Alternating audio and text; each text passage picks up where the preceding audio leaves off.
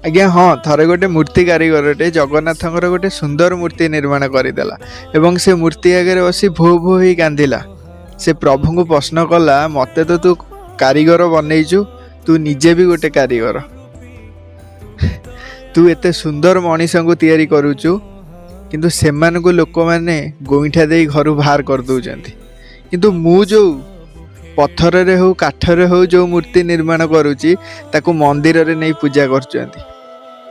बुझी पारुनी रे जगा ए कथा कहिबार माने एइया कि तम घरे बाप माँ ना सर्वश्रेष्ठ भगवान जीवंता भगवान तांको सम्मान दियो ना आ किछि भी दरकार नहीं तांको आशीर्वाद सदा सर्वदा तुम ऊपर रही ना सबुठी विजय लाभ करिवो सी तुम घर जीवंता भगवान बुझिल।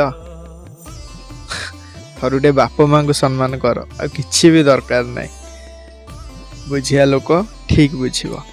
राधे राधे।